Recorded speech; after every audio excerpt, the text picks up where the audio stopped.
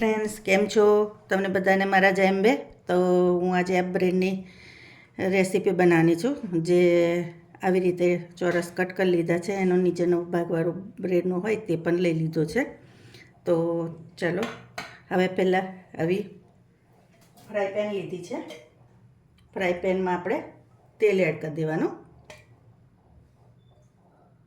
1.5 ચમચી જેવું તેલ લીધું છે. તેલ થાય એટલે આપણે જીરું એડ કરી દેવાનું.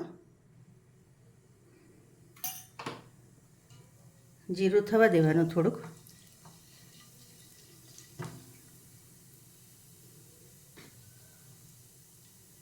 જીરું થાય એટલે આપણે ડુંગળી એડ કરી દઈશું પહેલાં. આ ટામેટાં છે, ના મોરા મરચાં છે, જે આપણે પછી એડ કરીશું.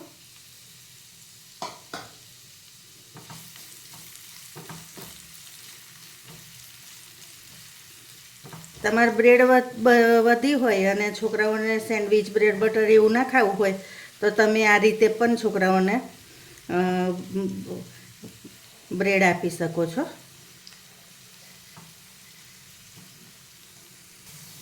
ડુંગળી આટલી થાય એટલે આપણે ટમેટાં અને આ મરચાં બંને એડ કરી દઈશું.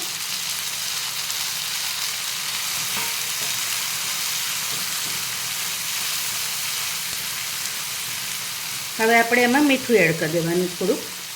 અત્યારે હું આ મસાલા પૂરતું જ એડ કરીશ, ડુંગળીને ટામેટાં પૂરતું જ, પછી બીજું એડ કરીશ.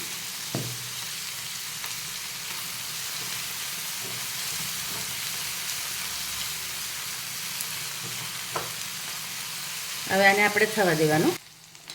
હવે આપણે થોડુંક આદું છીની દેવાનું. તમે ના નાખવું હોય તો સ્કીપ કરી શકો છો.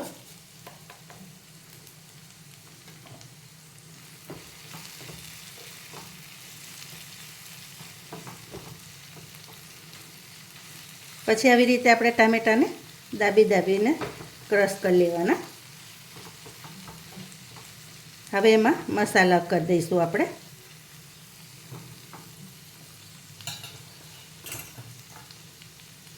તો આ તીખું મરચું છે, થોડી હળદર, આ ધાણા જીરું, આ કલરવાળું મરચું, આ બધું મિક્સ કરી લેવાનું. હજી મસાલાને થોડીક વાર થવા દેવાનું આપણે. હવે એમાં અડધો કપ જેવું પાણી રેડવાનું અને ગેસને ફૂલ કરી દેવાનો.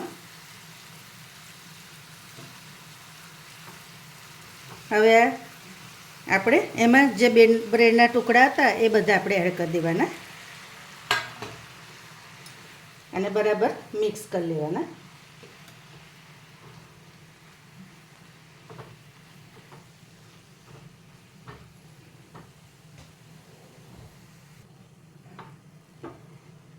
આવી રીતે આપણે એને પ્રોપર મિક્સ કરી લેવાના. હજી આ થોડા ઘણા જે છે તે આપણે થોડીક વાર ઢાંકીને રાખીશું એટલે એ પણ થઈ જશે. હવે એની ઉપર આપણે થોડુંક મીઠું એડ કરી દઈશું ટેસ્ટ પ્રમાણે.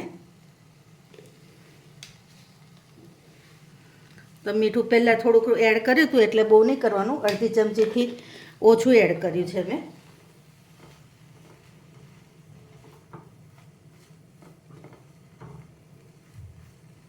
તમે એકવાર આવી રીતે બ્રેડની રેસીપી બનાવી જોજો, ખરેખર સૂપ બહુ સરસ લાગે છે.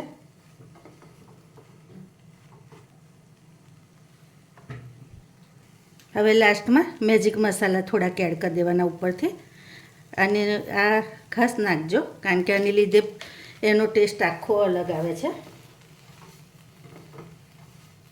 તો આવી રીતે પ્રોપર બધું મિક્સ કરી લેવાનું.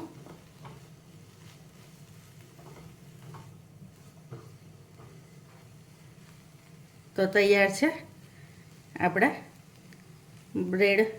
હવે આનું નામ તો તમે મને કહેજો કે આનું નામ શું રાખવું, કારણ કે આનું નામ તો મને ખ્યાલ નહીં આવે કે આને કયા નામથી બોલાવું. બરાબર? તો તમે મને કોમેન્ટમાં ચોક્કસથી કહેજો કે આને કયા નામથી બોલાવાય. તો ફ્રેન્ડ્સ, આને આપણે ચીઝથી ગાર્નિશ કરવાનું. અને આની પર ચીઝ પણ ખરેખર ખૂબ સરસ લાગે છે. તો તમે ચીઝ સાથે ખાઈ શકો, સર્વ કરી શકો. તો તમને મારી રેસીપી કેવી લાગી એ ચોક્કસથી કહેજો, અને લાઇક, શેર, સબસ્ક્રાઈબ તો ખાસ જ કરજો. Thank you.